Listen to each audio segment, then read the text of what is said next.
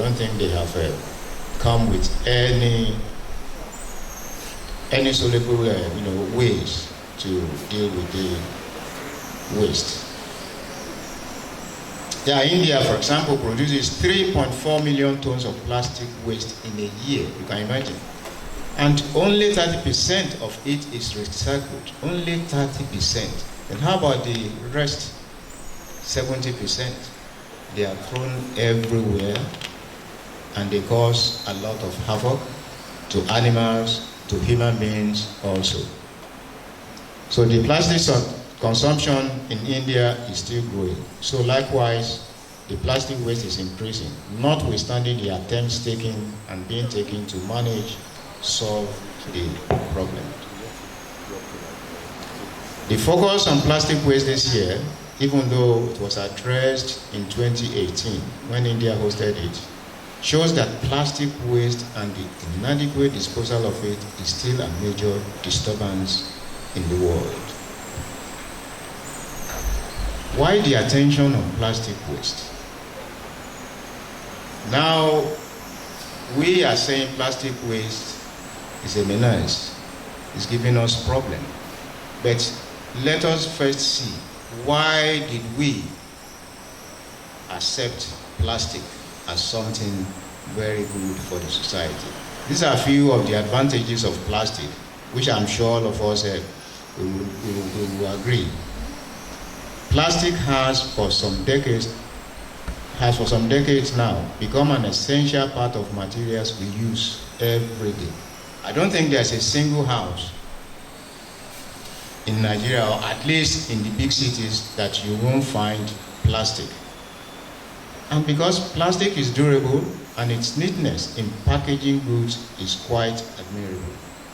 That's why we see that when you go anywhere, they want to use the plastic to pack things for you, because it's durable, it's nice, it's handy. You can get it with you, go to anywhere, even to offices, to houses. So we see it as very good, and I think that is human nature. We don't think about the end product. We think of what we have seen, and then you have seen it, oh, this is good. And I think there's another thing, it's part of a plastic also, but not really plastic. When we go to any occasion, we have the takeaway in those cell phone things that you take home. And even we still use a lot of plastics when you go to parties and you are giving takeaway to your house. Plastic packaging protects goods from deteriorating easily. It is easy to carry along goods packaged in plastics of different forms. As I've said, plastics are the most highly used for wrapping. The Vice Chancellor mentioned it when he gave the opening address. They come in different forms and used to store liquid and materials. Even when you go to the hospital or you go to the pharmacy, they put your drugs, some of the tablets, some pills in the plastic. That's what you take home. But what happens after you have used it? That is where the problem is. And that is the problem we want to face, deal with it, address it, and find how we can, get solution to that. And in getting solution to that, which we will come to, I'm going to emphasize the need to contextualize our problems. Because, for example, if you go to Europe, you won't see this pure water thing. It's not there. It's here. So we shouldn't expect them to be thinking of solving the problems of, this pure water sachet for us, the waste. We have to think, and that is where we are today, here in the University of Science and Technology, which is going to be the challenge I'm going to throw to the professors, to the students, that we have to think together, how do we contextualize? How do we use our local, examples, materials to deal with this kind of a problem? Then we have the disadvantages of plastic use, and that is what I will want you to very much focus on. Plastics are created from non-renewable sources, and the Vice Chancellor mentioned it. The most predominant pollution in the world's water bodies, high economic pollution, costs, and difficult to degrade. Even though there are a lot of researches going on, there are a lot of materials that have come out, the biodegradable plastics, but they are still not what we will want them to do. They still somehow give problems to our soil, especially those in agric. Know that when you have all these kind of remnants of plastic waste, things don't grow well. They suffocate the waters, they suffocate the land also. So they are the most predominant pollution in the world's water bodies.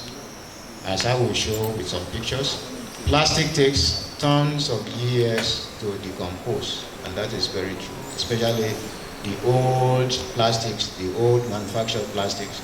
Now we have a kind of plastics. If you go to ShopRite, for example, I think what they use there now, they are plastics that within 2 months they start to crust. But I'm not sure if you put them to the dump site whether they will actually help our soil. I'm sure those who have traveled by seas, rivers would have seen a lot of plastic waste floating on the rivers. We have the forest. If we go down to so many of our forests, bushes, we will see a lot of plastic waste flying around, especially with the so-called pure water sachet. Then, of course, in many of the big cities in Africa, Nigeria included, gutters are choked with plastic waste, and dangerous floods are rampant during rainy season. I think it's very practical for us now, when we leave this hall, to start watching for such things. But that is where we gain from this kind of a discussion, this kind of interaction. It's when we have discussed, and then you get out, you see that, oh, this is everyday occurrence, what we are seeing. Because I'm sure if we go out from here, before we get to Agric, we will encounter these kind of problems where the gutters are choked because of the plastic waste. So plastics are also a great danger to animals and fishes in many countries. I have seen that in Ghana, that in Tamale, the up northern part of Ghana, that you have cows that have died because they swallowed plastics and it's not digestible. So the cow owners, you know what it means to them, they have lost money. Then we have heavy use of plastic and inadequate disposal drastically increase the pollution of the environment and its attendant problems. Yes, now I try to show that it is not just in Nigeria we have these problems. I have shown what is happening in India. This is Lake Victoria. See? And you can see the plastic, but I'm sure people will be wondering, how come we have gotten a lot of plastic waste? Lake Victoria, which is in Africa.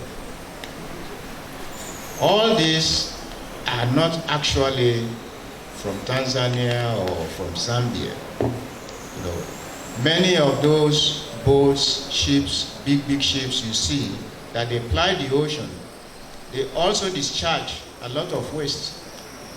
And then, of course, they flow and flow and flow and flow to where you come to see them as eminence. So this is Nigeria, which I just mentioned. And probably maybe some people can relate to this. Maybe they have seen the place. I won't mention, I have seen it.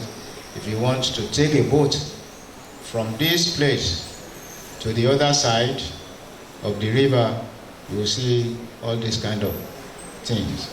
Actually, apart from giving the problem of floating around, it's just very ugly. You just don't cherish this kind of a scenery when you see it. Then I say the plastic pollution is a serious global issue and needs to be drastically addressed. The same issue of plastic waste problems, yes, that's a repetition, but I have to repeat because it is very, very important. As I've said, the problems of plastic waste is what we are addressing today. Because looking at the present global situation, plastic will still continue to dominate in the packaging of goods for the foreseeable future. This, the Vice Chancellor and I will discuss it briefly, just in one sentence, when we just smiled and said, but this thing, can we ban it? Like they have done in Rwanda. Is it succeeding in Rwanda? Because we will still have to use plastic as wrappers and so on and so forth. Then it means we are being challenged to find a way maybe to produce more friendly plastic that we can use that will not disturb us as it is now.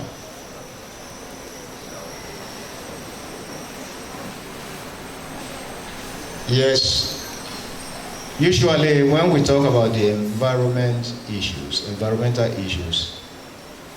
we have to first get people aware of the problems of what is going on. Because, for example, many of us, especially maybe many of our mothers who are in the market, fathers who are in the market, it's not that they are not clean, but it's just, they just don't see the problems. Even some of us, if we buy pure water while you are in the Damfo or Korope, or what you call it, you just take and then you throw it away. It's not that you are bad, but because it is not in you. You have not been able to know that what you are doing is wrong. So that is why we have to create the awareness first.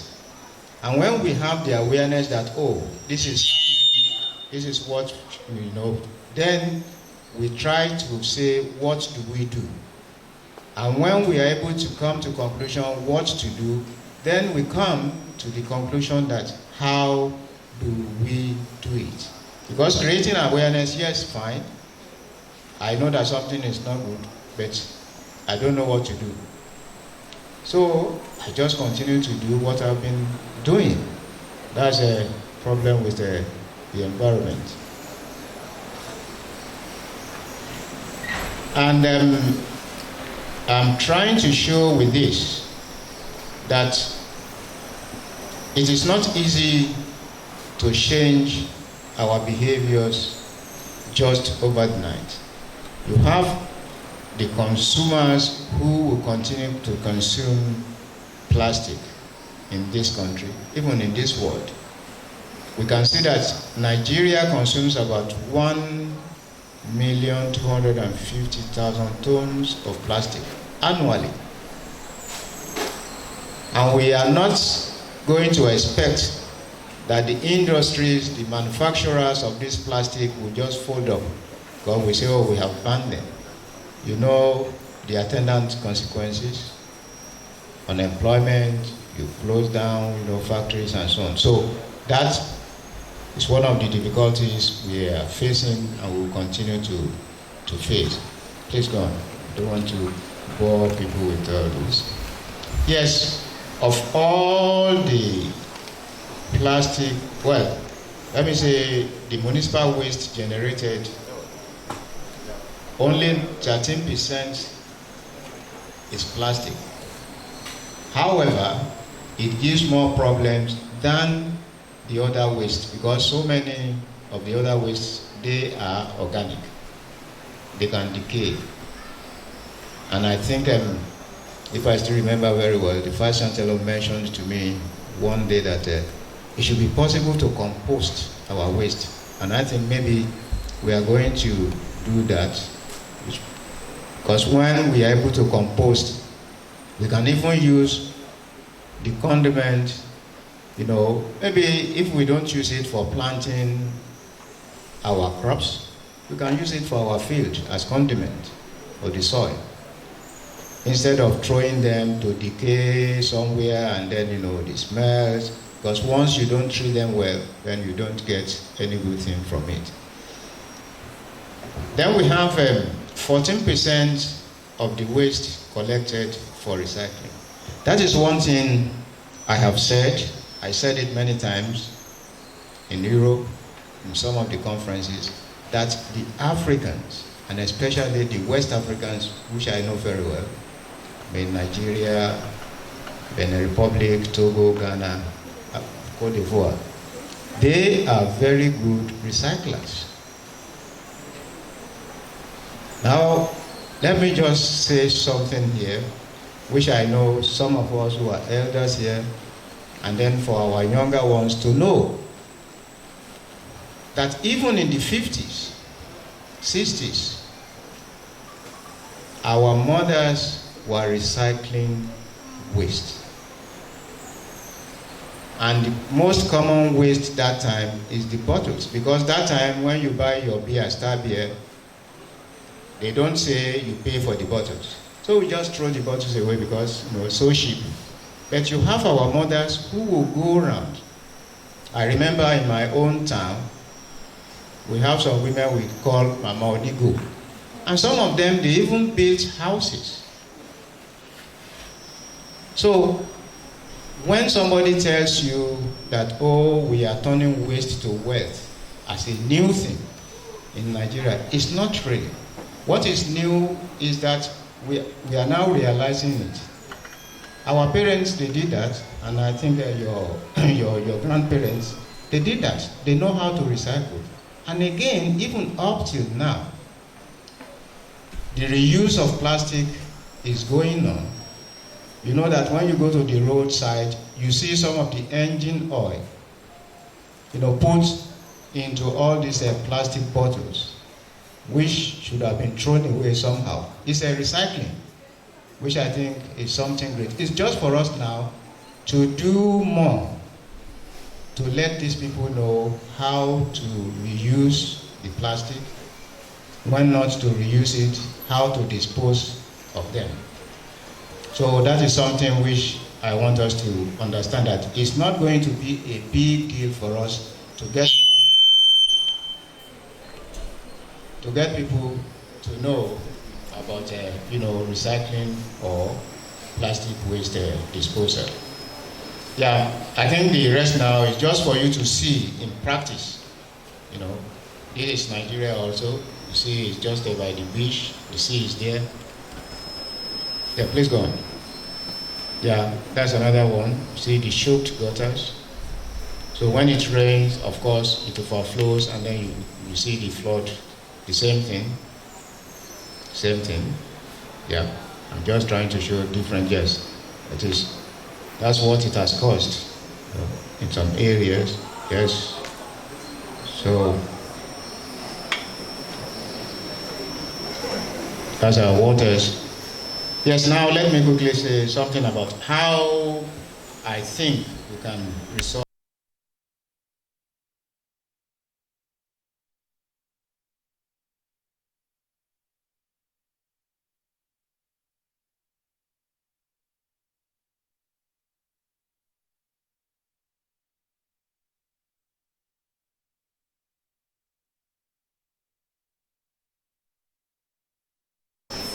Because of the problems that we bring.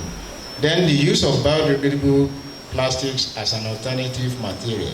It takes time, and that is where our universities will have to come in, challenge our lecturers, our professors, and then work with the students to come up with the possibility of these things. Then landfill incineration taxes. I don't think anybody likes so much taxes. We will resist it, I'm sure, but it's possible. Those are the popular ones. Please, go on. Then a pay-as-you-throw system, I'm not sure that will be acceptable, easily acceptable for people, because it's going to be as you do your telephone, you know, pay as you go. Then of course, prohibit the use of plastic bags. Then we have this photo degradation, and I think that will be put in place. We could advise Loma to start that. That means if there are some plastic waste going to the dump site, maybe they should collect them, they should sort them out, and then put them in open space where they are exposed to the sun to accelerate the breakdown processes. Then other remedies, I said promote the use of reusable bottles such as stainless steel or glass bottles. Simple. But very importantly, we have to think and rethink of simple environmental education and awareness campaigns, not only for our children in the schools, but for our mothers, our fathers in the markets, and so on. Then, is it possible to incentivize the use of reusable bottles through discounts or other incentives? I think they are doing it already. I'm sure that some of my colleagues who have come to show us the practical thing will tell us that. Then need to regulate the entire life cycle of plastic bags. That will take time, because then you've got to work with the industries from A to Z. So you have to know what will be the end of the plastic they are producing now.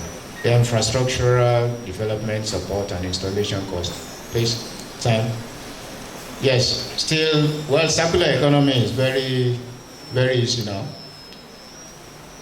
It's very common. That is what you hear every day. And that is, you know, like recycling also. It's like recycling. Then there are some, and already we are seeing some of these things. I think you have this rice. When you go to some restaurants, they put the rice in the leaves for you, and you know, it's so interesting, and you feel somehow, you know, you want to eat it. Can we go back to that? How are we going to do it? How are we going to be planting those, you know, leaves and so on? So involving more stakeholders, and this is very important also. Churches are very important. Mosques are very important. Community leaders are very important. The traditional, cultural festivals and market leaders. Here, I try to show this because I think it's very important to me. I was very much involved in this. You know, the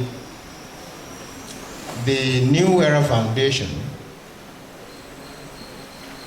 founded by, now she's Her Excellency the First Lady. She's very much interested in environmental cleanliness, environmental management, and then we decided that those who won the one-day governor in Lagos State, the first 3 would be taken to Finland to see what and how they do the environmental management there. So you see the students there with some of the civil servants from the Ministry of Education. I just showed that to show that, well, it is very possible for us to have sponsors, to have supporters for this kind of thing in the near future. This is one thing which I did when we had the Finnish government-funded environmental education. This is old, actually, in Nigeria here. So we tried to use this DOBA, that means entertainment, which is very easy for kids to know, even for the elders who are there, you laugh and then they talk about the environment. I think that is one thing which is very important. And I saw here somebody, I think, going to tell us, you know, from Lagos, I think from Unilag, it's a theater or something. This is what we did in Ghana. That man, you will see that in many cases in African countries, we say they are useless people, they should, you know, they beg and so on. But we were able to use him because the villagers there, they know him, and he danced, he talked about the environment, we have told him what to say, what to do, and it works. It works. So that is one of the innovative ways of what we should be doing. Yes. Then now, my challenge to higher institutions, and especially LASUSTEC. Vice Chancellor, I'm saying, you have said it already, but I'm saying it in another way. Establish green campus projects. Introduce waste recycling practices, which you have mentioned. Involve academic and non-academic staff of the universities in the projects. Here I'm showing again what I call environmental evangelism. This is Ghana, and all those people there, they are professors. We have our Vice Chancellor that time, that's 2015, and then others. We went round, before we went round, we talked about how can we convince people, the villagers? How can we get to them? The gang going to the town. And we are not going to scare them that, hey, these are people from the university. So we had to put on, what is very commonly put on over there, the common people. So they related to us, and I think it's something we can think also. Yes, I like this very much. I took the picture in Ghana. I like, the symbol that young man is telling us is that the future is our future. So we have to think about it. It's pointing to the future. I think the KBSs are around. I made them to be interested in environmental issues, and I'm happy they have come. So,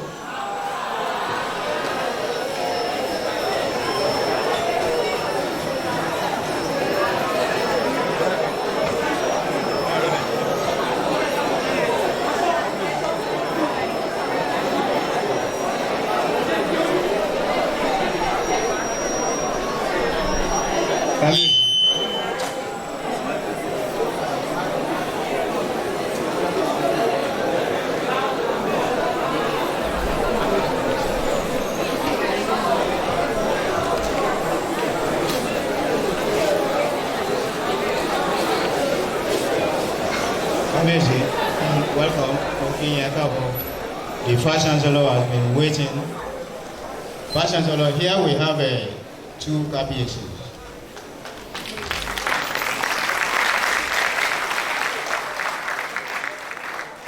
The one very physically present is the Alayondelu of Ayondelu, which is not far from you here when you are going to Aboa, Ikosi. Oba Adenibu. Then you have one who sent his emissaries, of course, with the staff to show that he is here. Is the Oba Ladaba of Ladaba, which is in Lagos State, Ekwe Division or Ekwe Local Government, and that is Oba Sikiru Alumi. Thank you so much. Kabezi, thank you so much for coming. We know the problems we have in the country.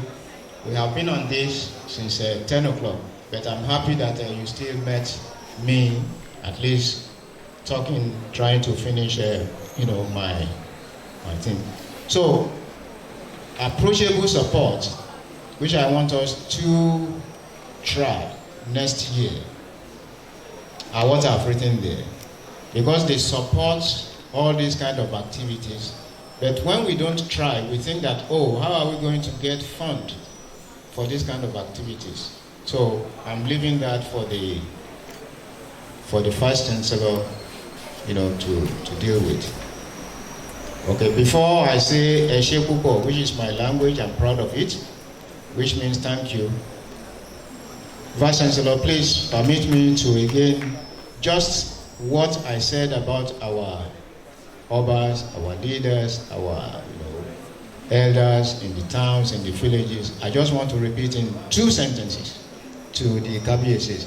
KBS, before you arrived, we got to the stage that we are saying that when we are talking, we are doing things like this, we should be involving our elders, our obas, because they are the people very close.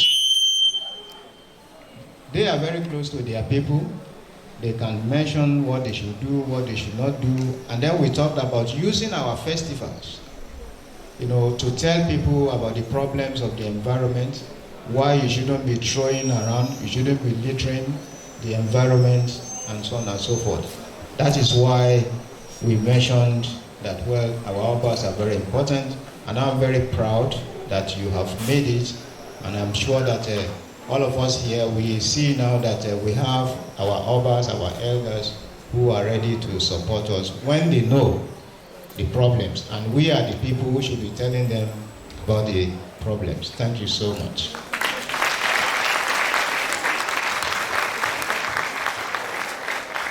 Please, let's appreciate him. Thank you, sir.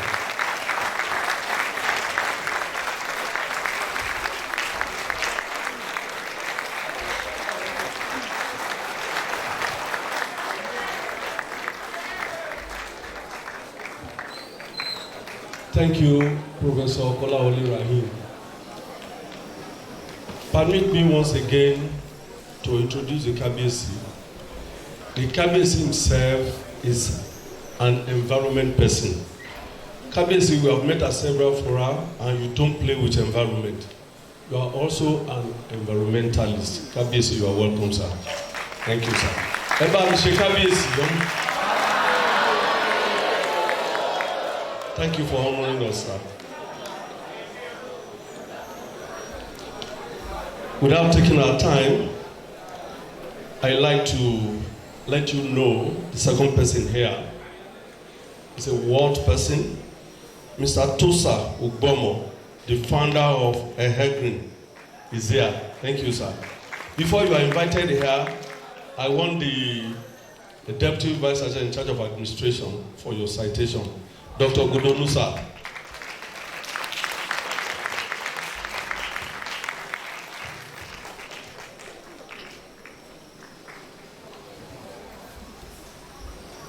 Mr. Vice Chancellor, sir, our distinguished professor,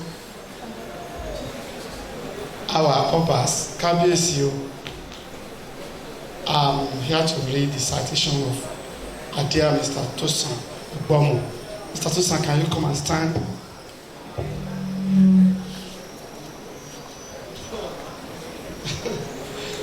I just ask you not to stand too near me because of the height differences.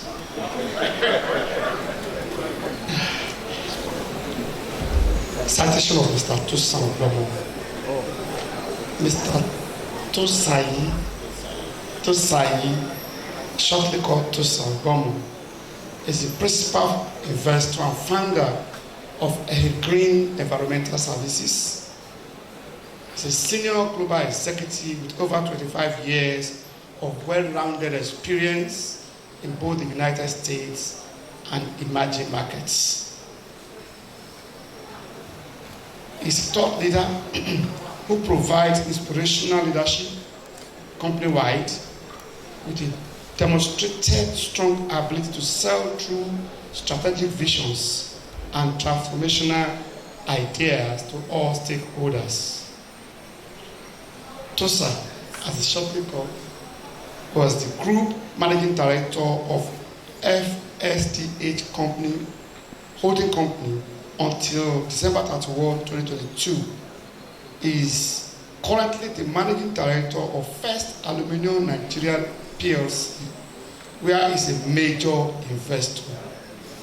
Tosa is currently repositioning the company to become a leading green company in Nigeria.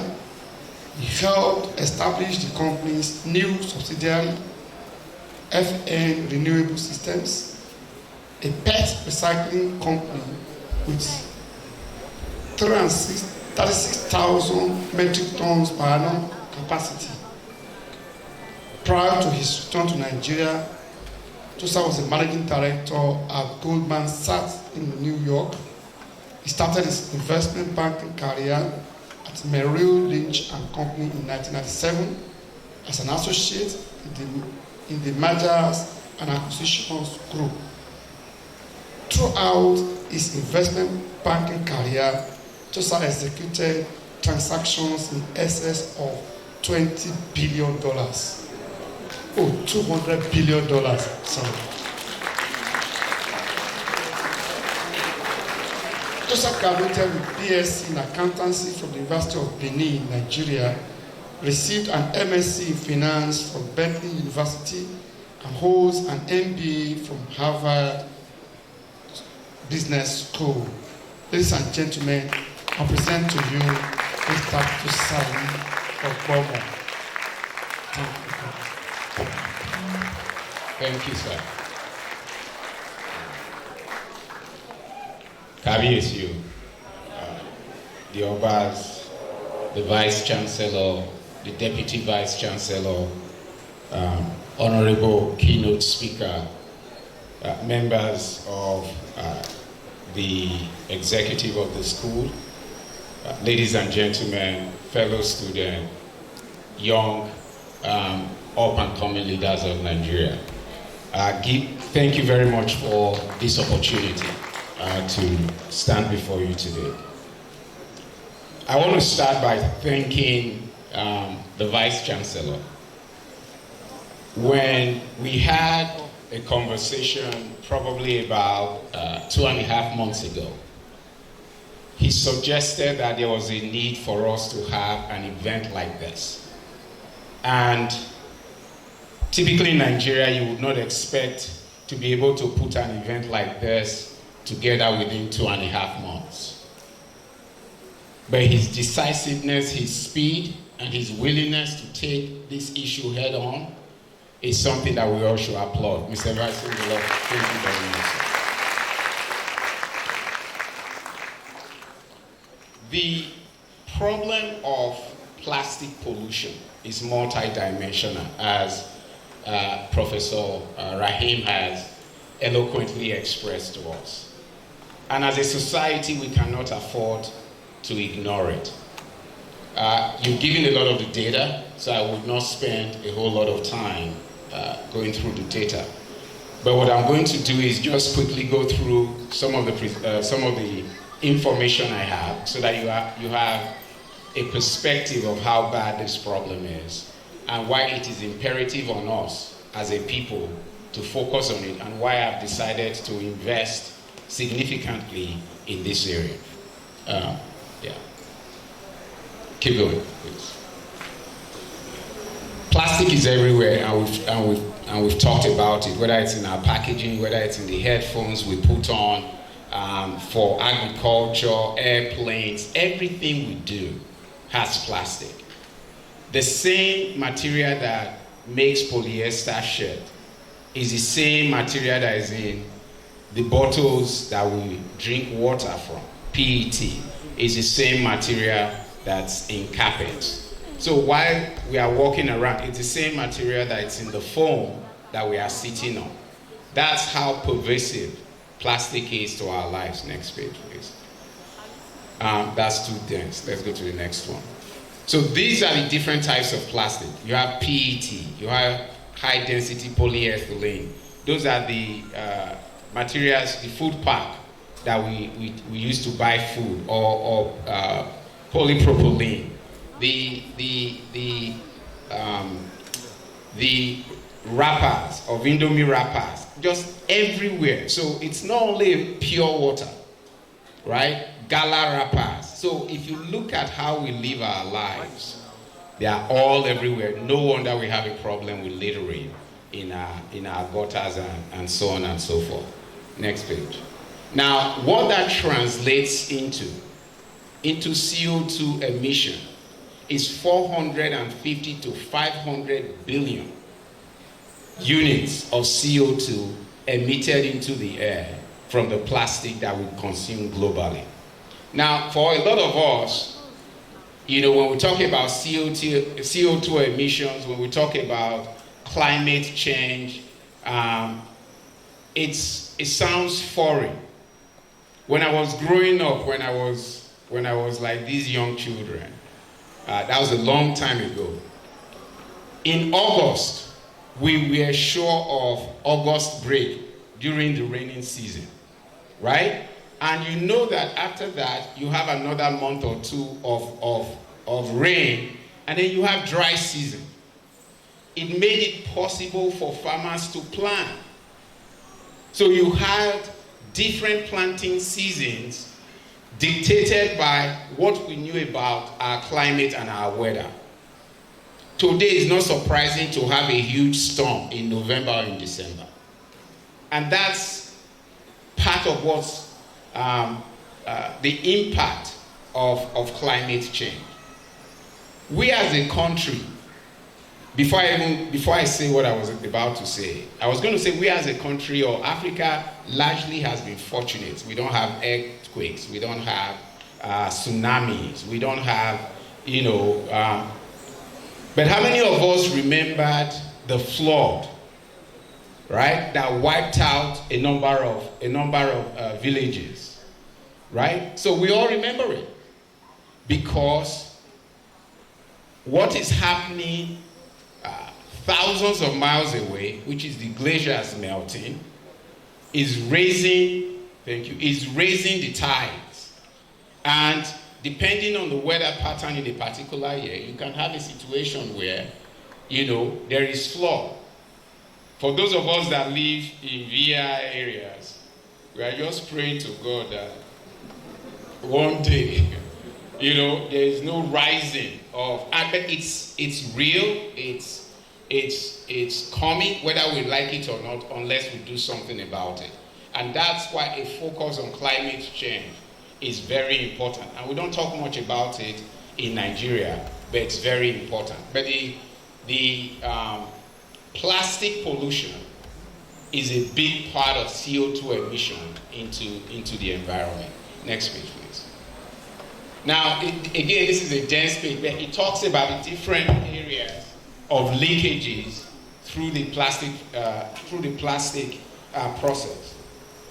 The honorable professor, the keynote speaker, made a comment about plastic being found in the bellies of fish, right? Seafood. Whether we like it or not, as you dump plastic into the ocean, the seafood are going to eat it. And then they find out that it's gradually destroying fish. Well, they found out last year, some researchers found out that there's plastic in our blood. It's real. There's plastic in our blood. They just don't know how harmful it is yet. But when you think about the fact that you have carpet at home that is plastic, and there's vacuuming and all of that, particles of the plastic get into think about the way coronavirus infected people. It's because the virus was put into the air and people breathe in. Similar with plastics. Whether it's people carpets being vacuumed, your polyester shirts, gradually they begin to shred. And so we have more plastic in the air than we've had in the past. And as a result, we take it in. And I know that's a big area of interest for the professor, for the vice chancellor, because he's a medical doctor. But the long-term impact of plastic pollution in our society, we are just beginning to uncover. So it is important that we as a society begin to think about this. The white people are not going to come do it for us. They can aid us. But the practical step to change our attitude towards plastic is going to be dependent on us. And we as a people have to take the steps to address it. Next page, please. This gives you the data on plastic. Some plastic take 500 years to decompose, right? I mean, me, my grandchildren, my great-great-great-great-great-great-great-great-grandchildren, the plastic that I use today will not decompose for that long. And so as we continue to expand the use of plastic, you can almost see it taking over our waterways, taking over our gutters. And as more and more microplastic are put into the air, we're breathing more and more of it in. So there is a present and urgent need as a country, because we haven't even started addressing this issue. The Western world have been dealing with this for a long time. There is tax for using plastic. There is incentive for using recycled plastic. So hopefully, the right people that can make the right decisions will, begin to think of this from a different perspective. That's the global use of plastic. Africa uses about 4 or 5% of plastic produced globally. Next page. But what the Western world have done is actually now taking very drastic steps. Whether it's in the United States, whether it's in Britain, Europe is a lot more aggressive in addressing this issue by putting penalties on companies that continue to encourage pollution. Next page. Now, this is important, Vice Chancellor Professor Rahim. These are some of the largest producers of plastics in the world, and also, consequently, the largest offenders. Coca-Cola, PepsiCo, Nestle, Danone, Unilever, the big Unilever, and Mars, Colgate. These are the largest, the worst offenders for plastic pollution. Now, the reason this is relevant is, if you go to the next page, they have also now made a commitment as to what percentage of their plastic packaging is going to be recycled or from recycling. So some are as aggressive at 50% by 2025, which is just two and a half years away, and some are as little as 30%. The reason that's relevant is, as we begin to develop a plan to address this issue, especially for an institution like this, these are the people we need to go to get funding from, because they are some of the largest offenders for this issue. And so there's a lot of capital, there's a lot of money out there to encourage the initiatives that you might put in place. Next page. Now, to talk a little bit about what we do as a company, I want to, I don't know if there's a representative of LAWMA here. I want to thank LAWMA for some of the initiatives they put in place.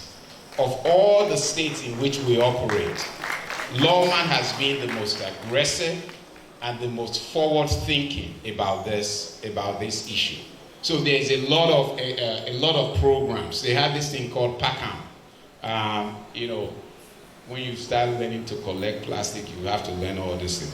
PACAM is an app where, for plastic aggregators like us, they can tell us that, or they can send us an alert that there's plastic gathered at this place. Are you available to go pick it up, right? So they're taking some very practical steps to begin to address this issue. But I can tell you for free that we are not anywhere near where we need to be on that, even in Lagos. But at least, like everything else, Lagos has demonstrated leadership. And I think for the university, there's a unique opportunity for you to key into that, and leverage that in developing initiatives. Oba, I'm happy that, the professor indicated that you are an environmental advocate. One of your I don't know his colleagues or co-obas, not co-oba, Oba Elegushi, is also like this. He has a focus on ensuring that the Elegushi beach is not littered with plastic. And so he has encouraged, there's a company called Waste Exchange, right? Waste Exchange, giving them the opportunity to, collect waste, and gotten some of the young boys in that area to support them in that area. That's something that potentially you could do also for your kingdom, Your Majesty. Okay. So this is the different areas. So that says that Nigeria, at least this was a while ago, 23.4 million tons of plastic. So you understand, 1 kg of plastic bottles is 40 bottles, right? That's 1 kg. 1 ton is 40,000. So for us to be using 23.4 million tons of plastic in Nigeria, you can imagine how much plastic that is if you translate it to this water bottle that we drink from, right? So if 1 ton is 40,000 Coke bottles, 23.4 million tons is what we consume of plastic, but that was even in 2018. You can imagine where we are today. So there is this does not include pure water and so on and so forth. So there's significant amount of plastic being put out there. And a lot of them end up in the ocean causing pollution, landfill. But there are some people now, like us, that are focused on recycling. That is one area. And there are 2 types of recycling. There is mechanical. Mechanical recycling is where we take the bottles, we shred them, we wash them, and in some cases we pelletize them. If it's the PET bottles, we export them. There's actually an opportunity to earn dollars from exporting PET bottles. It is a big business. Pelletizing, we resell them to people who make chairs, people who make pots and pans. So if you think about GP tank, I can almost tell you that half of what is in those GP tanks is recycled plastic. If you think about the chairs you sit on, if you think about the broom handles or the broom brittles, it's plastic, and a lot of that comes from recycled plastic. So there are some initiatives being taken by certain companies to reuse plastic. Next page, please. Next page. We as a company, we believe in an integrated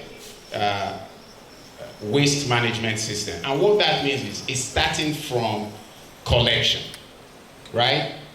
The most important thing is to even prevent the plastic from getting to the landfill or the ocean before you start reclaiming. If you can put in place active programs, to stop it so people are collecting in their estates. The young children are given incentive to bring to their colleges as long as we do not violate labor laws, because whatever it is encouraging people to stop it from entering into the dustbin that then goes into the landfill, because that becomes a lot more expensive, a lot more difficult to reclaim. So we believe in starting from the homes and preventing the plastics from getting to the landfill, to the point where we are doing meaningful things with it. Next page. Next one. Next one, please. So these are the areas that we are invested in. We collect, and it was from that collection initiative that we first approached the university, and then the conversation got broader. Not only do we collect, we have 2 facilities that recycle plastic, that have one in Shagamu and one in Ogere. And at some point, I invite the chancellor, the vice chancellor, and members of the community to come visit. We have the ability to recycle in a month 1,500 metric tons of PET bottles in a month. And we also have the capacity to recycle pure water sachets, PP polypropylene and HDPE up to about 600 metric tons in a month. So it's a pretty huge facility. I had sent him the video just to give you a little bit, but my internet was misbehaving. So, but there is an opportunity to also generate energy from waste. There's a process called pyrolysis. So plastic is really oil. It's the same, it's diesel. It's a byproduct of the processing of diesel. You can turn pure water sachets back into diesel.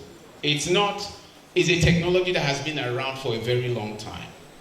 If you go to China, you can buy the machine. Now, it's not the cleanest type of recycling. However, for a society that is lacking of power, it's something for us to think about. And that's one of the areas that I will engage the university on. Building pyrolysis machine, thinking about fiber. The government talked a lot about, the former government before this current government talked a lot about, the textile industry. Like that. PET bottles is the same thing as polyester fiber. So you can turn it back into fiber and make shirts out of it. If I had thought about that, I would have worn a shirt that came from recycled plastic. Go down, let me see. So these are my three companies. Farm Renewable Systems, that's the one largely focused on PET. Roll Phase Ecoplast, that does both PET, PP, and polyethylene. And then Hand Green, which is our collections business. In my mind, is the most important part of my investments. Now, is that the last page? Similar to what Professor Rahim said, education and increasing awareness is critical. Investment in collection infrastructure is critical, and investment in technology of how best to recycle is also critical. The opportunity for this university is to establish a leadership position as the #1 institution in Nigeria tackling plastic recycling. There is nobody, that's a space that nobody has occupied yet. The university has the opportunity to do that. Now, beyond just saying it and beginning to take steps, this is an area that lends itself to technology. Enhancement of recycling methodologies, going from mechanical to chemical. It is a university like this that can actually, be at the forefront of it in Nigeria. Now, the interesting thing is the technology is out there.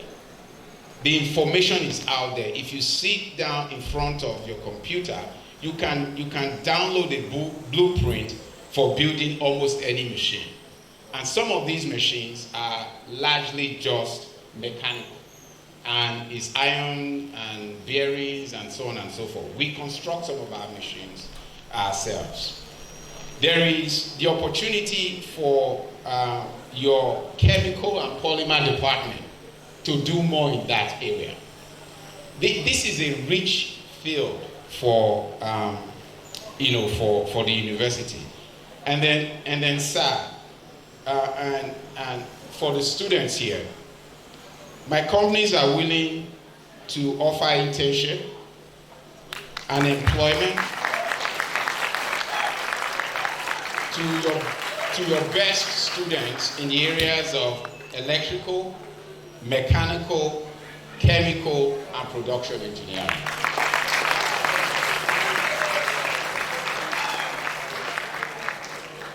And the reason we are doing that, and we thought of doing that, is to make sure that it's not just talk. As we build the children, as we build the leaders of the next generation, if we are truly committed to this area, we have to build more evangelists for preventing plastic pollution. So I want to thank you for giving me the opportunities and honor.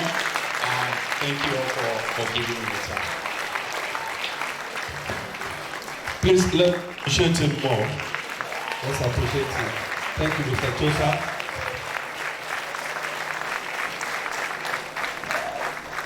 Our students, don't worry, you will get his contact before he leaves. Thank you, sir. Hello. Is that your turn? The last session is the panel discussion, which will be handled by Dr. Dekolo. We need to change the style here before we start. Just give us about 5 minutes. Just about 5 minutes, we'll rearrange the place for you.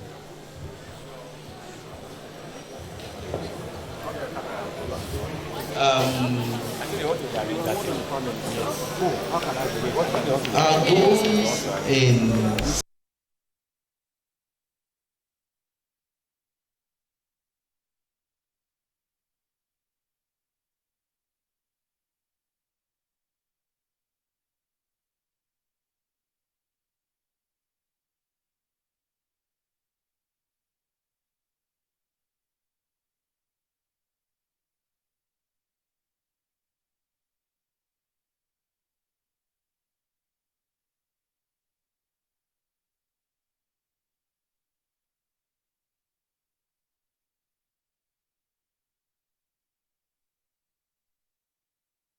(2020).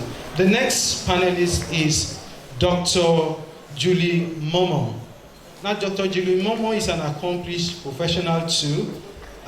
Presently, she is the Zonal Director of Southwest Zone of National Board of Technology Incubation for Nigeria, where she is providing invaluable assistance to small-scale entrepreneurs. And she had a background in political science.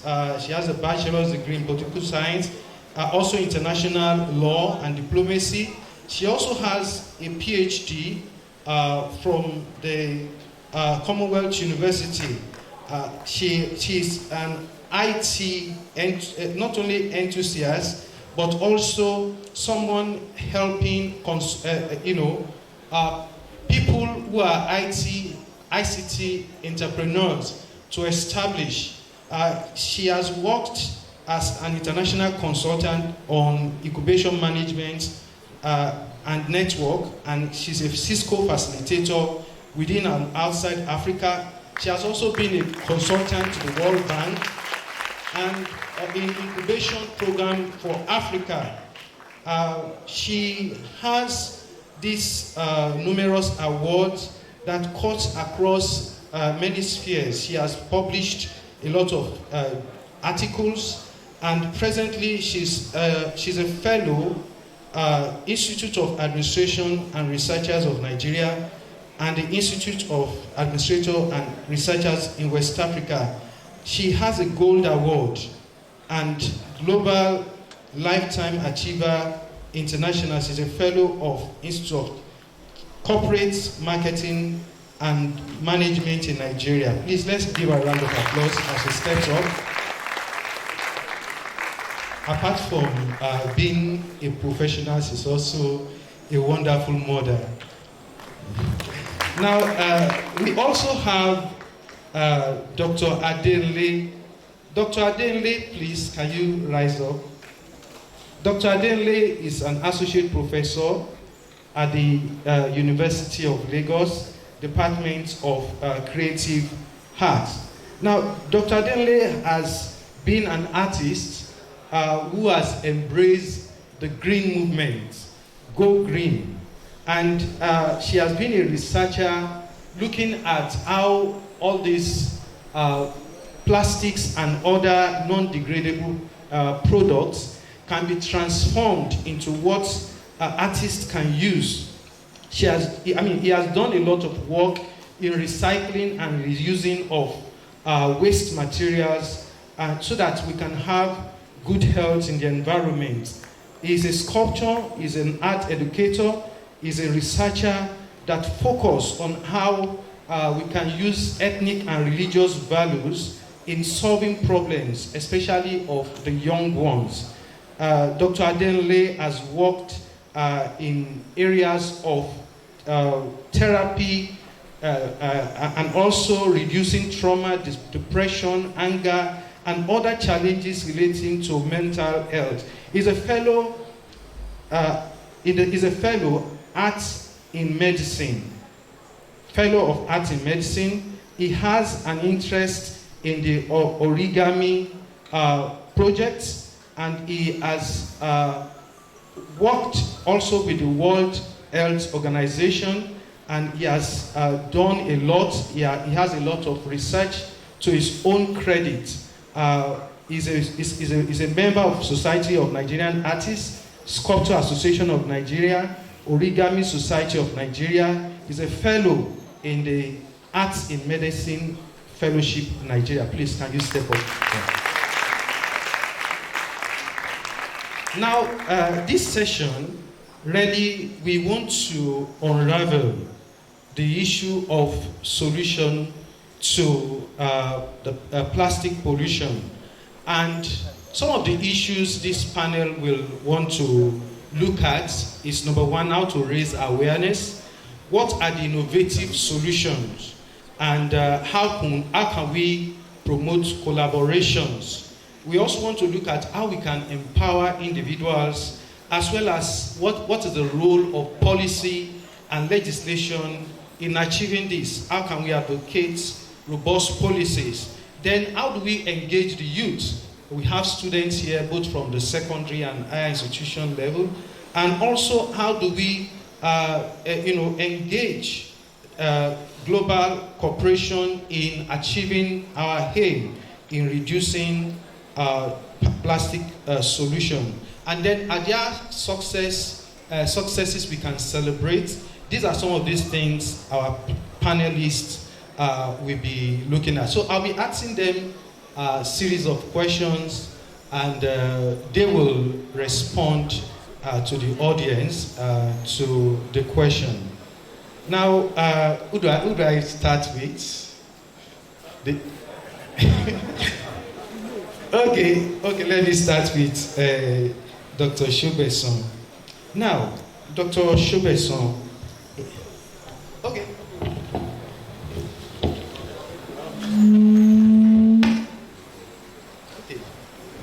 Now, Dr. Shobeson, this is for you. Now, in the area of community engagement, how can we inspire the community at large? Now, we've heard a lot this morning, and we've seen that, yes, there are prospects both in this circular economy, plastic recycling, and so on. How do we inspire the community? The question will be two. Apart from the community, also, how do we engage the young in this project? Thank you. Thank you so much. Good afternoon, everybody.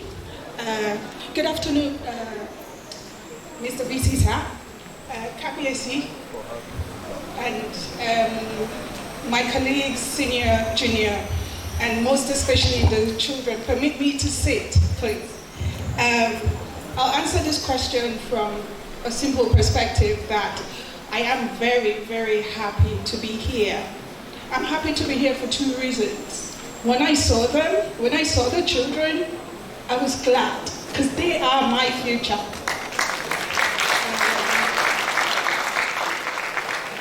When I saw KPSC come in, to the two KPSCs, when I saw them come in, my heart just melted, because indigenous knowledge and the people will benefit, and they're the way forward.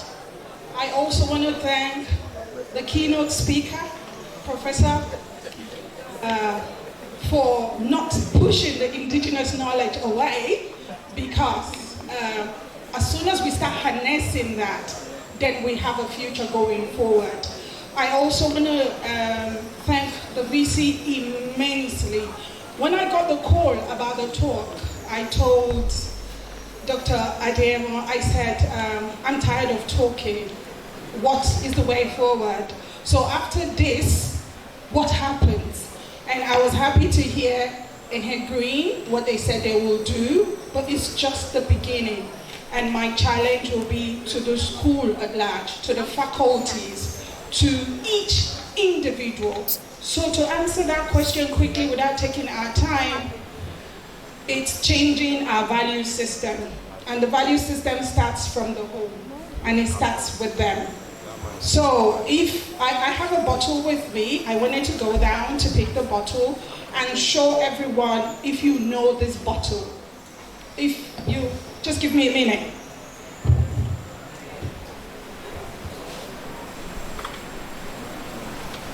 So this bottle, are we aware, are we conversant with it? So I'll break this down because of you people so that you can understand it very well. So if you have one, can you raise it up? Raise it up. That's beautiful. When you finish drinking it, what are you going to do with it? Dispose it, isn't it? Like this. Cup. Great. So there's a program going on. There's a lot of funds to be tapped into, Mr. VC, a lot. But I tell people, for you to get some of these funds, you need to show what you have done. So, say for instance, from this talk, we take 6 months. I am happy KBSC is here. We're going to work with the 2 communities. It's as well as the university, as the 3rd community. And then you're going to showcase in 6 months when I visit again and say, this is what we've done. And this is where we are. And this is where we're going.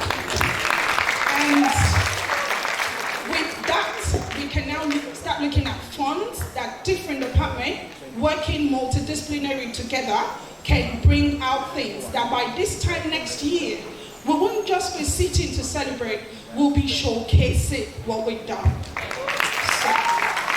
So back to this, and back to how I want to answer the question is the value system. So this is Nirvana. How many of you know the Nestle bottle? Pure water? Nestle. And then we have Mr. V. And then we have, it goes on and on and on. How do we change that value system? So if I'm taking Nirvana and I come to your home or we go to a party and I take Nestle, because I'm taking Nestle, you see me as posh, innit? And you see someone taking Nirvana that is from maybe Ikorodu as, you know, poorer than me. And then the value system goes on that way to the pure water. So pure water also has levels. So you take one, it is pure fever, and you take one, it is pure, you get what I mean? Pure cholera. But it is a value system. Why do I say so? So if I ask Mr. VC, sir, and ask some of the professors here who are advancing age than I am, they never saw pure water in their time. They never saw bottled water in their time. What were they using? And they grew to be this healthy, and they grew to be this strong, and even became a vice chancellor. So how many of you students have water bottles? Can you show me your water bottle?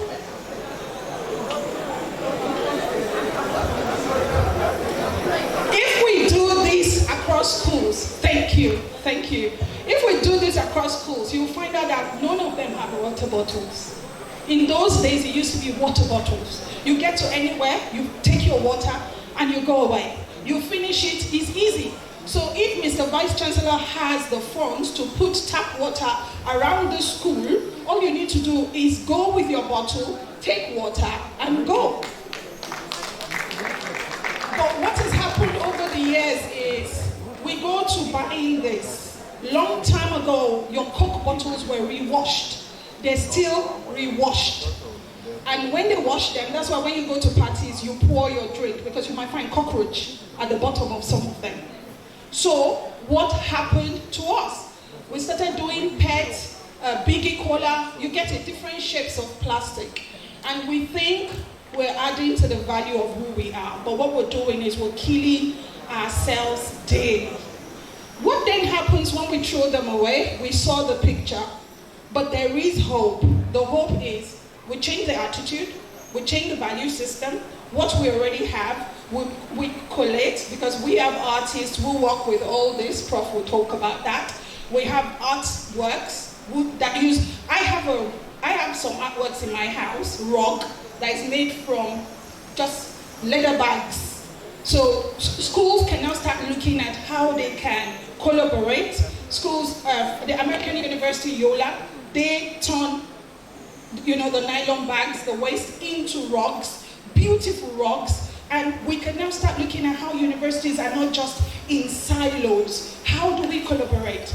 Bring this knowledge together and be able to change the value system of everyone. Thank you very much. Dr. Momo, being someone who has worked closely with government, it's one thing for the citizens to do their own part, and also one thing for government. Now, I just want you to come up, look at the situation, how we bring these two together, like what Green is doing. Now, how do we have robust policies that will encourage this? Because, we can have at the individual level, we can do something about plastic, but how do we merge the two? How do we have robust policies that can help in this area of plastic reduction? Thank you very much. Permit me to maintain the existing protocol, not to stand and hail it. So, my regards to the VC and the KBC. By introduction, I work under the Ministry of Science and Technology. That means we are mindful of research and development as a government. And then the end result of my own agency is commercializing this R&D results. And plastic is not an exception, it's an aspect of it. And I'm also happy to also let us know that we also have some, we call them entrepreneurs under us, because we have the TICs, the Technology Incubation Centers across the states, in which we commercialize this R&D. And just as the keynote speaker has spoken, and Green has spoken, we'll see that plastic is a major menace now all over the world, including Nigeria. And we are not mindful of the consequences. We are just looking at the easy way it can solve our problems.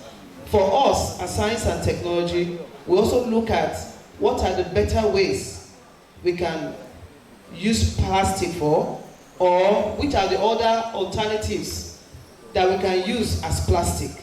Just as we have mentioned some of those other alternatives. And then the plastic that is already used, that are already in our soil, on the sea and all that, what can we do with such things? As government, we have a lot of researches on that, and then we also have some of our entrepreneurs who are innovators, who have actually gone into making things out of those plastic. Either plastic mixed with sand already that you cannot sort out, already mixed, you can actually turn it to bitumen. You can actually turn it for road construction. You can actually turn it for building materials. We already have that technology, and we have the entrepreneurs already working in it. So if we begin to think that even those ones on the ground is useless, it's not useless, it can still be used, even with the sand, as it is on the ground, for these things. And we also know that we can also use plastic as ties now, plastic ties. So there are a lot of things that government is also looking into, that we can use this thing we call menace to be a good opportunity that can generate revenue even for us. So as she has said, as many of us who are interested in turning plastic to usable good materials can get funding for it. And thank God that this university is already taking it up. It means that anywhere, even in the community, if the plastic use is already decomposed, is in the dustbin, is useless, the good news is that it can be used for your community. It can be used for building material. It can be used for bitumen. You can mix it with asphalt and turn the place around. So we are not supposed to be afraid. We can turn it around, and government support is also there to support these initiatives and many more initiatives. Thank you. Prof, in the area of innovative use of these plastic materials, I know you have been doing a lot of work in that area. We would like you to share with us some of your experiences in this, how we can make use of these innovative tools in reducing plastic. Thank you. Good afternoon, everybody. I'm the Vice Chancellor of the University. The Deputy Vice Chancellor, our keynote speaker, KBSU.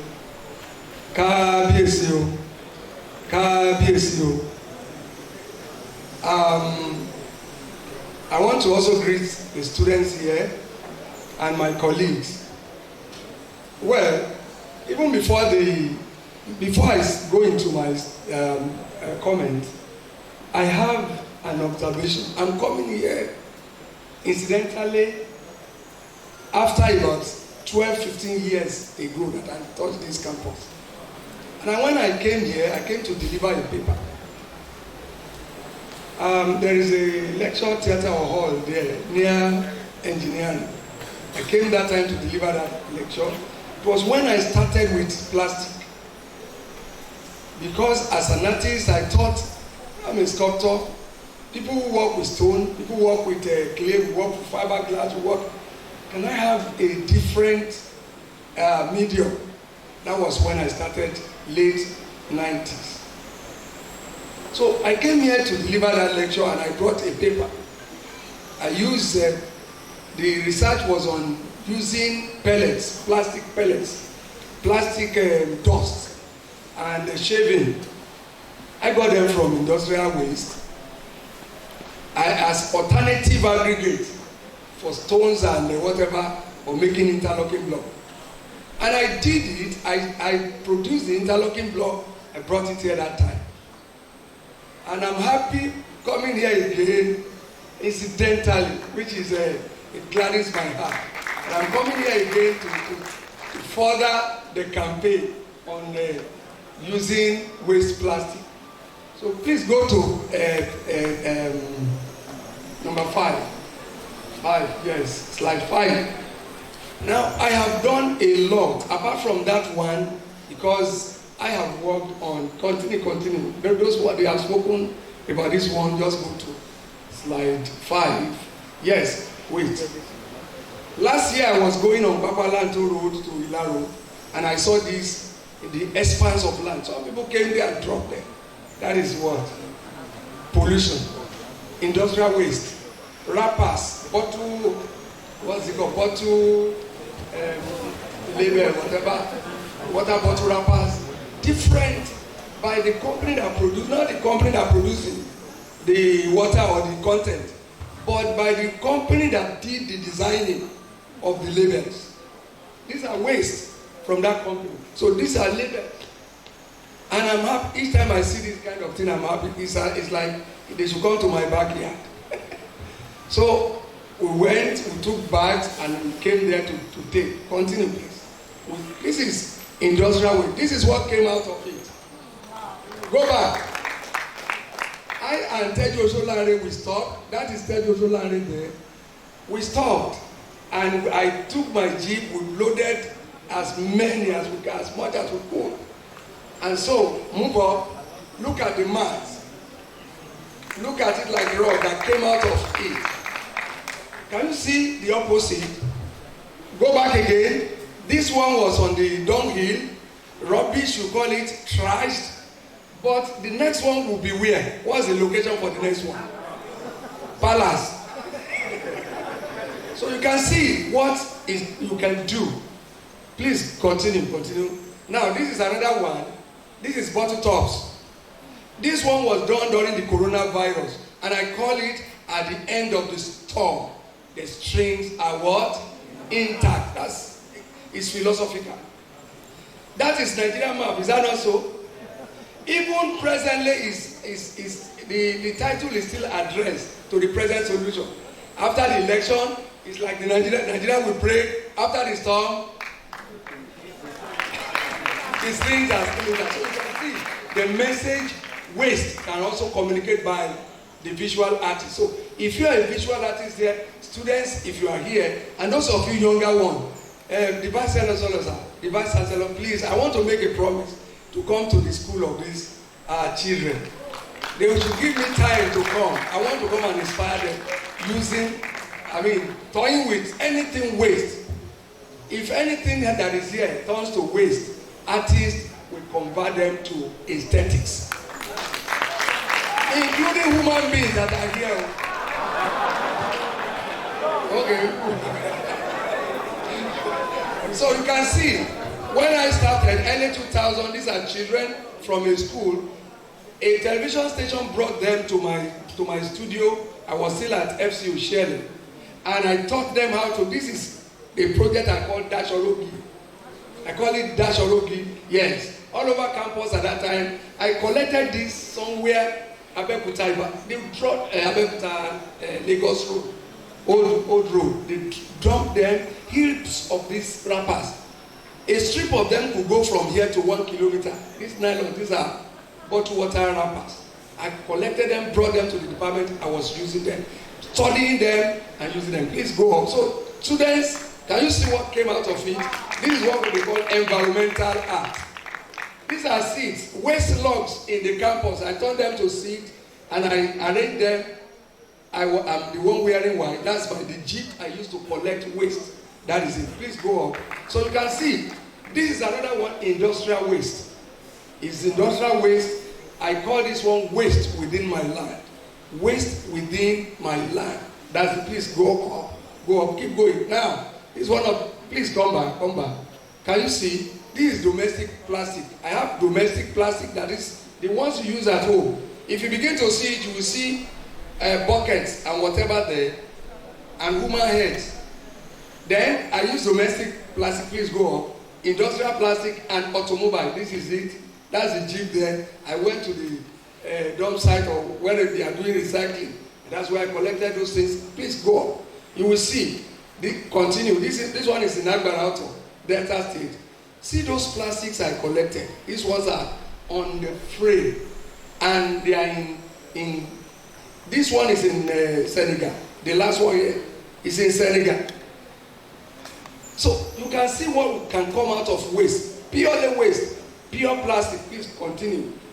Now, when I brought those things, these are plastic fuel tanks of different Volvo, this one and that one. Let's see what comes out of it. Can you see?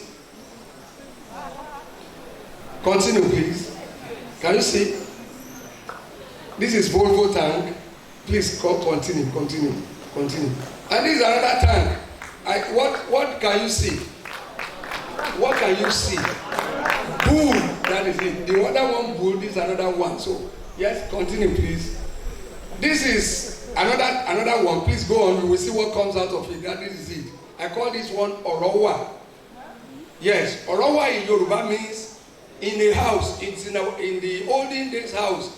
There used to be a common place where the wives would come and tell moonlight stories and discuss Orowa. So I call this one Orowa.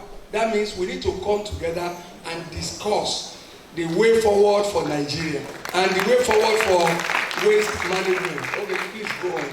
So can you see this during coronavirus? Last 6 months or whatever, I did this in one of my apartment. Please go on. This is a dashboard. This is another one. You can see the what's it called by the left. I did that one 2 years ago, and this one, it was coronavirus that did not allow me to finish this one. These are GP tanks. Waste. I turned them to drum. The title of the drum is one man, 7 drum. Tunde Balinga, the SY drummer of it will produce sound. I'm going to enact it. I'm going to perform it. I will ask somebody to come and perform it. I'm going to write story about it. So it's ongoing. Please go on. So you can see several things that you can do. But thank you very much. Because we have this problem as Mirage, very, very numerous. They are solving from administrative aspect and what's it called, information, awareness. They are also solving, artists are also solving from the angle. So if we come together and my brother they are doing fantastic work. If we can come together, we'll discover that some of these things will overcome them. If we cannot reuse, we cannot refuse, you cannot, reduce, then we have to upcycle. And this is upcycling. Thank you very much. Okay, one more question for Dr. Shobeson. Now, youth engagement, I still want you to talk about, and that will be your last. He said, now, what message will you send to the young ones, the young people who want to get involved, in making a difference, especially in this area of reducing or even stopping plastic pollution? I want you to just speak from that perspective. And also probably you may just mention the area that the institutions, especially educational institutions, not just at their institution level, but even at that secondary school level, they can play in helping the young ones. Yeah, thank you. Thank you so very much. So I'll target reuse, reorg, and reuse is for each and every one of them. When your mom gives you a bottle like this of water, just kind of tell them you want to use your water bottle. So it's first about discipline. The discipline does not start or end with them, it starts with us. So it's discipline, and that way we can change our value system. Changing the value system, again, in terms of discipline, is when you use anything, don't just throw it away. Everyone just throws it out of the window like it's not my business. So maybe in time we'll have programs where we'll have ambassadors within their schools, and then there will always be, it's a reward kind of system. So there will always be a prize for that ambassador going forward. And then we also want to look at departments where different departments work together multidisciplinary. So the VC has told us is from the medical line. We have the environmental department in terms of environmental design. There are designs that can come out of this. So we need to bring onto our curriculum. Thank God for CC Mass to a point. He says, what is unique about your school? What is unique about each courses? So we need to look at how to streamline this, where we could work together and produce, bring about production. He's talked about the engineering, polymers and all, where we could have productions that the end user can use and feed us back. But back to our homes is looking at how we can start collecting all these things from our homes. So in some terrain, they have different dustbins for different things. So you have dustbins for paper, you have dustbins for buckets, for plastic, you have dustbins for food that can go into manure. So for me, I don't throw my food away, I put it back into my flowers. So it's a personal journey that we have to start from today. So when I see you with your bottles, you need to tell me how you want to reuse that bottle. It's continuous reuse. Reuse will bring about reduction of production somehow, and then that reduction of production, I know most of the companies as well will need incentives so that they can either reuse, rewash and all. So it's a whole lot of overlapping process where there has to be that awareness, there has to be policy backing it, but first of all is you changing your lifestyle. So I'll say to everyone sitting here, to change their lifestyle. If I start, the VC starts. If I come into your office, I want to see your being. It's not just your being. I want to see what this university, how they are combating their own waste. It's not only enough to partner with the green. What are you doing? Where is your own, whatever you show us, the government will jump onto it. So that makes your university unique and different from every other one. Thank you. Thank you very much for that submission. Dr. Momo, now, how will industries and businesses, be encouraged, especially to get involved in this circular economy? Because there's so much. When Ngri was talking about all the products that we can get from this plastic waste, it's quite, very, very attractive. So how can we really scale this up? Thank you. Thank you very much. I think one of the major issues we need to do is awareness, capacity building, letting them understand that there are other sources and there are other options for this plastic, so that it's not just produce and waste, but they can now look into plastics that they can use and can be reused, or that can stand that they can use before it's being dumped. So when we have done that massive campaign to our industries, they will be sensitive to it, they will pay more attention to it, and they know that it's going to reduce cost of production for them, and it will just go a long way. And this same plastic can be used even to make diesel through destructive distillation. So there are lots of things that we can do with the plastic. When the businesses and industry are aware of this, instead of them just dumping it, they can even tell the customer, when you finish, can you return it? There's a token for you.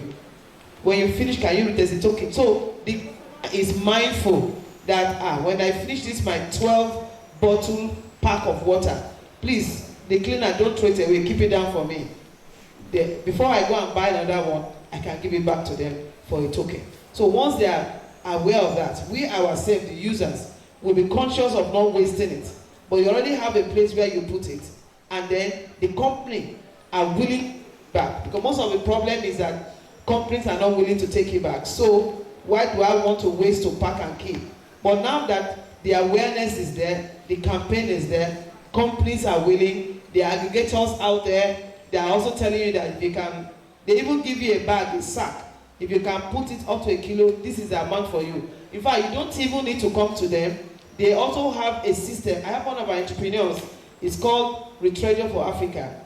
They have a digital way of collecting the waste and sending money to you. You don't even have to come to them. Once you already have the waste, you just contact them, you are being credited, and they go and pick it. You don't even need to bring it. They have some point. Drop it at the point. Once they are low, you collect your money. So business companies are more innovative in looking at various areas to counter this plastic pollution issue. And I think if all of us, as both of my presenters have said, yes, this is a part that you make plastic as a design, as other. But there is also part of it that you can use plastic to make money. As I mentioned, you can use the plastic, mix with asphalt. You can mix with bitumen, and you are using it. You can use it for diesel. We can use it for tiles. We can use it for a lot more things that can generate money, wealth. This technology, we are ready to transfer it, even to our younger ones. Because I believe that they can be the young CEO that they want to be, even at secondary school age. They don't need to wait to be a graduate before they start making money. So if they are willing to think inwards and look deeper at their environment, you say, oh, I don't have money for this one, you don't even need money for raw material. The raw material is wasting away. All you need to do, go there, pick the raw material, and it turns to money for you, because there are businesses and companies that need this raw material. So you can see that for you, your coming here is not, oh, this information is not for me. It's for you. You can start making money now from tomorrow in your environment. by picking what you see around you, gathering it, and then you have access to information. People are ready to pick from you. The technologies are available for us, transferred to you. So I believe that we can all do wonderful things using this plastic methodology. Thank you very much. Thank you very much for the submission. There's so much money in plastics. Now, finally, Prof, in your opinion, because this is a university and we want to look at the area of research moving forward, in your opinion, how will research and development play this role, and what is your advice for us as a university? Thank you. Thank you. Well, research is very, very key and is very important. And even the sponsoring agents, they will need empirical facts before they can support anything you are presenting. Because some of these things is not new to them, so they want to see the new angle you want to approach this problem. And when you present it to them with facts, definitely they will support it with funds. So I want to encourage the departments or the faculties, the colleges that are in these areas. We have the environmental, the people in engineering, all these colleges should task the lecturers. Like the one I said the other time, he didn't go beyond that one because there's nobody to help. I was even looking for it because they told me when I came here, I should go and conduct the tensile strength of that, yes, which is very important because if vehicles pass over it, will it break?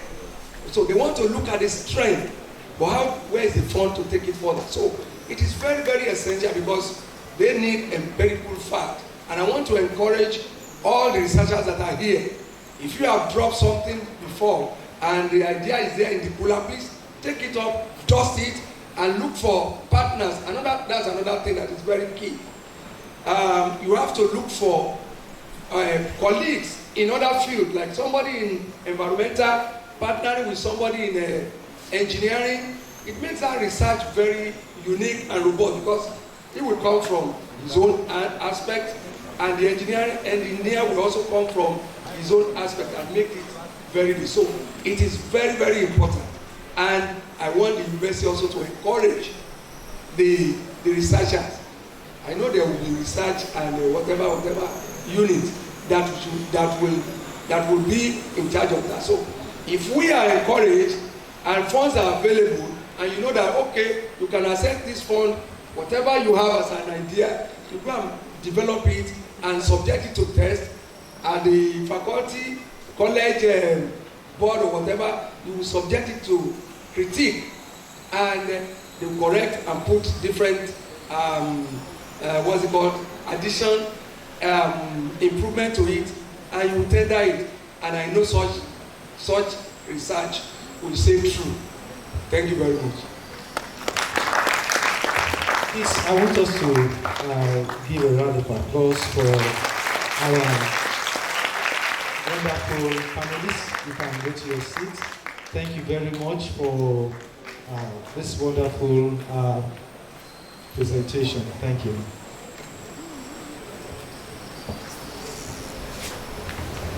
I would like to thank everybody who has been here. I would like to quickly bring the program to a swift end. Mrs. Alabi, where are you? Is she here, principal? Okay, one teacher is here. At the end of the class, we'll take Dr. Adele's offer, and it will come to the secondary school. We want to try and move so that we will not we'll be able to take time for Q&A anymore, so that we can go quickly. We want to present plaques to our speakers for the great work they have done today. The first person is Adele, please need to hear now.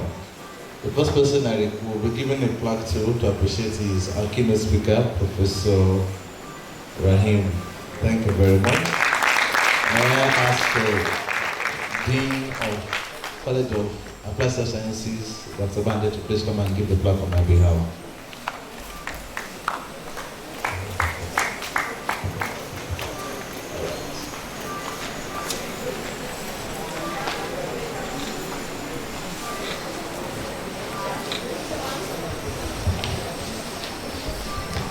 Thank you, sir.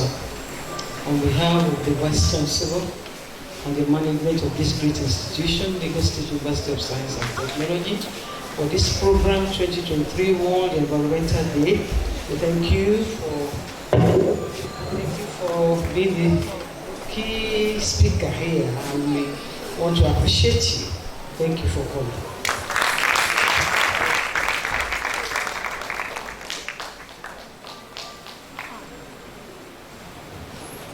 Thank you.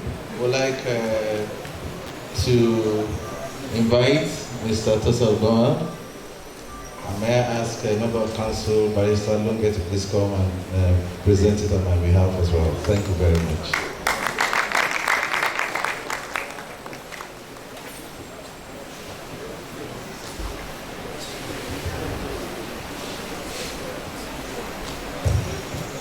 Thank you, sir. On behalf of the Vice Chancellor and the entire management and students of Lagos State University of Science and Technology, we present to you this plaque.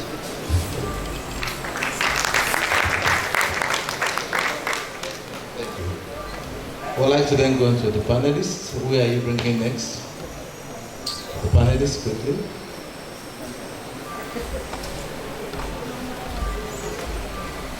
Dr. Moma, please come. And may I ask Dean of Health Sciences to please come and present it on my behalf.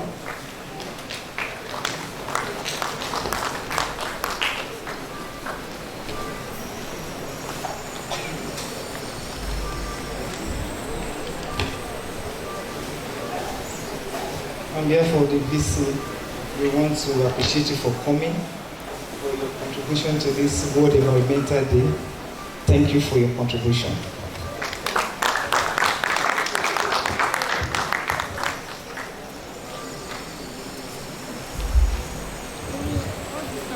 All right, next person. All right, Dr. Sheperson, please come. I may ask Professor David to please come.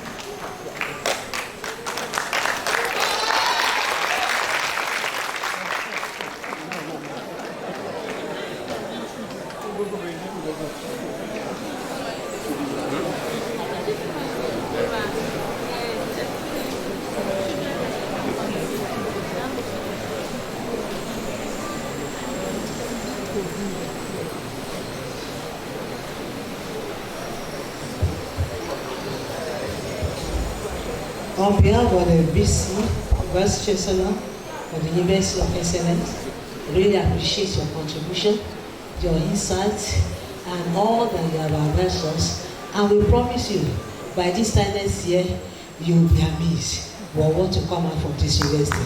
Thank you very much for your appreciation.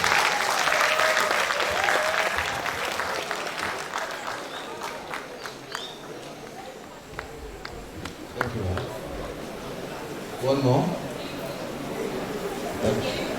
Dr. Adele, please come, and I'll present that myself.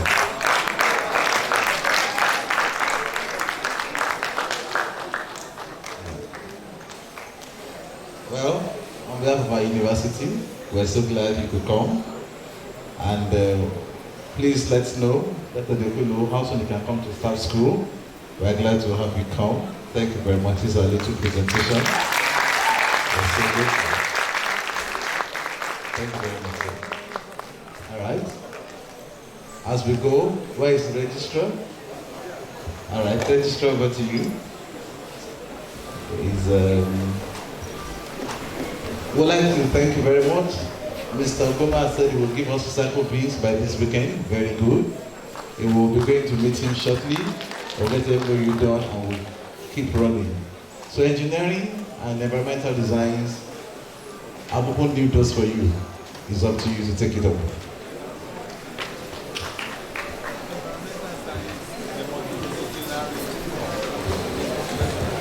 I'm working on emerging contaminants, which include plastic.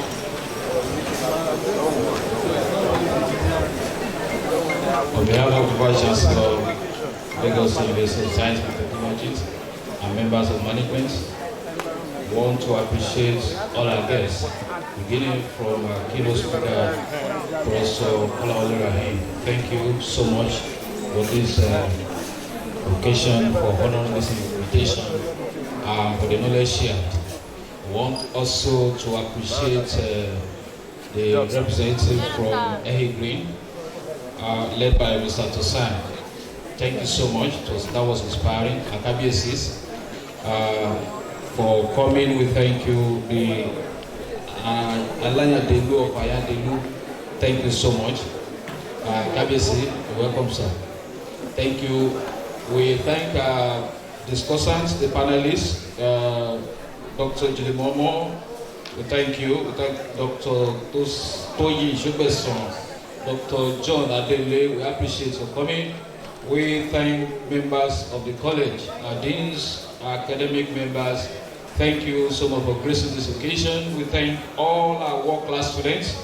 We thank our younger versions from the International Secondary School. Thank you for being here. We thank all our guests, our staff, our students, everybody who have contributed one way or the other to make this event a success. We thank the public relations unit. We thank the Directorate of Works and Services for making power stable. Thank you, thank you, thank you, thank you. God bless you. Have a nice day. Thank you, Registers. Please, students, don't go. It has to be reversed order, yes. Please, you cannot leave before the managers of the institution. Group photograph, please, sir. Stay there, yeah. Please, students, Bruce Wills.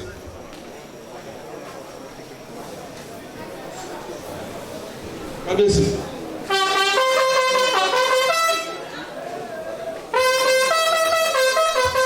you cannot leave before the managers.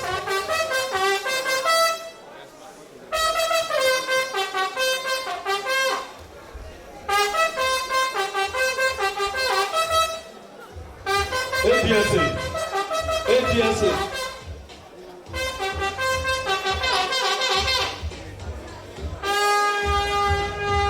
APSA.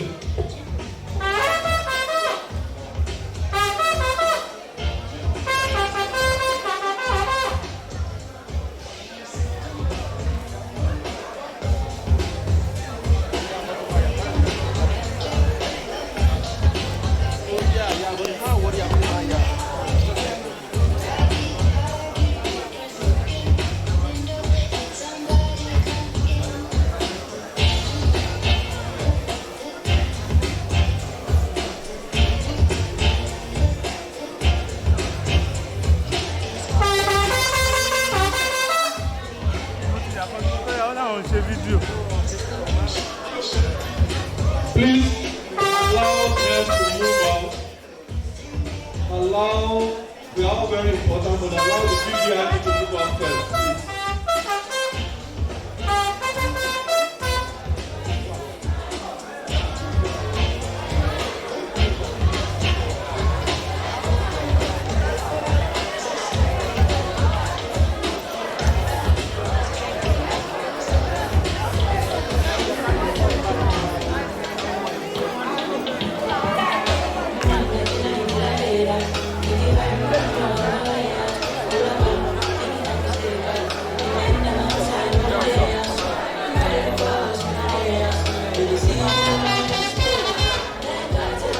Please allow the cabinet to move out first, please. Let's respect the tradition, please. Respect the tradition, please.